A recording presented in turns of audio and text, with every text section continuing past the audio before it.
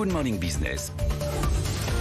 La planète brûle, le réchauffement climatique accélère de manière inquiétante. La hausse moyenne des températures atteindra 1,5 degré dès les prochaines années, prévient le rapport du GIEC. Aucune région du monde n'est à l'abri d'événements climatiques extrêmes, avec une hausse notamment du niveau des océans, désormais considéré comme irréversible. On en parle avec Greg de Temerman, directeur général du think tank Zenon Research et chercheur associé à Mines ParisTech. Bonjour, merci d'être en duplex avec nous. Rapport sans équivoque, le statu quo n'est pas une option et les mesures, on est d'accord, doivent être radicales. Bonjour, oui en effet, comme vous l'avez rappelé, le GIEC mentionne que le réchauffement climatique est déjà bien engagé, on est déjà à plus de 1,1 degré. Et si on regarde un peu les budgets carbone, sur les budgets d'émissions qui nous restent en tant que gaz à effet de serre, on est sur des budgets qui sont très courts. Il reste une dizaine d'années si on veut rester sous les 1,5 degrés, un peu plus si on veut rester sous les 2 degrés. Et ça nécessite de changer drastiquement notre façon de faire.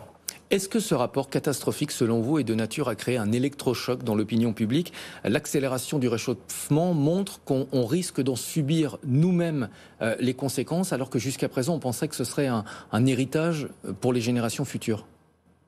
Alors, est-ce que le rapport changera quelque chose ? C'est difficile à dire. On voit quand même que les événements de ces derniers mois montrent que le changement climatique est déjà présent et qu'on a des dérèglements assez forts. On a vu les effets de la vague de chaleur dans l'ouest du Canada, aux États-Unis, les incendies géants en Grèce ou dans d'autres pays en ce moment. Donc, on voit que les effets sont déjà présents et qu'il faut absolument les prendre en compte dès maintenant. Le rapport rappelle ça en détail, rappelle aussi que tout est dans nos mains, que le climat de demain, c'est nos émissions.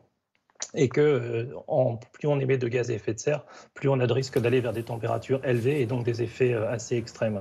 On en parle beaucoup et pourtant on n'a pas fait grand-chose concrètement. Si on regarde le dernier rapport des Nations Unies, il estime que les nouveaux engagements pris par les pays en matière de réduction des gaz à effet de serre représentent une baisse de seulement 1% à l'horizon 2030 par rapport à 2010.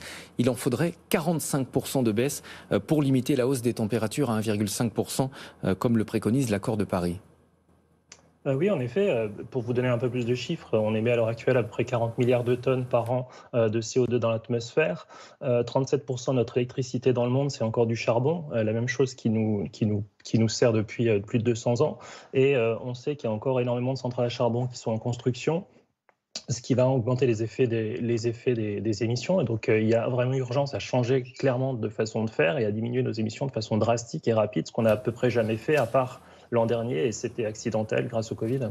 Le coût économique de ce réchauffement est quasiment impossible à calculer. Certains experts évaluent toutefois les dommages économiques à 1 700 milliards de dollars par an d'ici 2025 et 30 000 milliards de dollars par an à l'horizon 2075. C'est énorme, c'est 11 fois le PIB de la France. Est-ce que ces chiffres veulent réellement dire quelque chose selon vous ?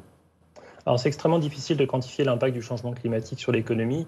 Dans nos études, nous, ce qu'on a regardé plutôt que le coût du changement climatique, c'est l'impact qu'il pourra avoir sur la croissance économique, parce que c'est un chiffre qui est plus utile et plus facile à représenter. Ce qu'on montre, c'est que la croissance économique est déjà affectée par le réchauffement climatique, et plus le réchauffement progresse, plus la croissance va être difficile à maintenir. Pour vous donner un ordre de grandeur, dans certains de nos modèles, on montre qu'à un réchauffement de plus de 2 degrés, le potentiel de croissance économique est divisé par 2, et que si on laisse vraiment les choses se développer vers un réchauffement à 3 ou 4 degrés, il pourrait y avoir une impossibilité, une limite à la croissance économique où l'économie ne pourrait tout simplement plus croître. Et ça, c'est un point intéressant. Est-ce qu'à votre avis, ça va être un moyen de pression assez efficace, à la fois sur les gouvernements, mais aussi sur le monde de l'entreprise pour ne pas rester dans l'immobilisme ? Alors c'est une bonne question, parce que souvent on regardait l'impact du réchauffement sur l'économie en disant le PIB sera affecté peut-être de 10-20% dans 30 ans par rapport à ce qu'il aurait pu être sans réchauffement climatique. Ce que nous on dit, c'est que l'effet est déjà présent et qu'il se passe sur le taux de croissance, qui est quelque chose qui dure beaucoup plus longtemps, puisqu'on ne rattrape jamais en fait la trajectoire qu'on aurait pu suivre. Et donc si ces effets sont réels, ils sont encore difficiles à quantifier, eh bien oui, il y a urgence à agir parce que sinon c'est quasiment irréversible. Plus vous attendez, plus il est difficile de faire quelque chose, plus l'économie sera affectée et moins vous avez les moyens en fait de vous adapter. Et certains secteurs sont en première ligne, on pense notamment au secteur de l'assurance qui ne pourra absolument pas faire face à l'explosion des coûts liés au réchauffement. Oui, mais il y a aussi d'autres secteurs. L'agriculture est extrêmement vulnérable. On sait que les événements extrêmes sont très difficiles à gérer pour les agriculteurs. Pardon. L'industrie sera aussi affectée. En fait, tous les secteurs seront affectés. Et ce qui est encore plus difficile à estimer, c'est les effets, ce qu'on appelle indirects, c'est-à-dire le fait qu'une crise dans un pays peut se répercuter sur d'autres pays, ou une crise dans un secteur se répercute sur d'autres secteurs, qui pourrait en fait largement augmenter l'effet qui est prédit par différents modèles. Vous êtes docteur en physique expérimentale et chercheur. Vous êtes directeur général, je le disais, de Xenon Research. C'est un think tank qui réalise des études long terme dans les domaines de l'énergie, du spatial, de l'intelligence artificielle. On a bien compris, il y a une urgence à tourner la page des énergies fossiles. Pour autant, est-ce que les énergies renouvelables sont la solution? On le voit bien, la construction des éoliennes, la construction des voitures électriques, elles ne sont pas neutres en termes de CO2. Alors rien n'est neutre en CO2. Le but, c'est de minimiser au maximum notre impact et de maximiser minimiser le plus possible nos émissions. Les énergies renouvelables font partie de la solution. Elles ont des inconvénients et des avantages. L'avantage, c'est qu'elles émettent peu de CO2. L'inconvénient, c'est qu'elles sont intermittentes et donc il faut gérer le fait que la production électrique n'est pas au moment où on le voudrait.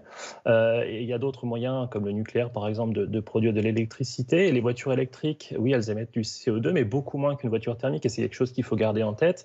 Et plus on arrivera à décarboner notre système énergétique, plus les émissions associées à différents types de process vont diminuer. Donc c'est vraiment quelque chose de global.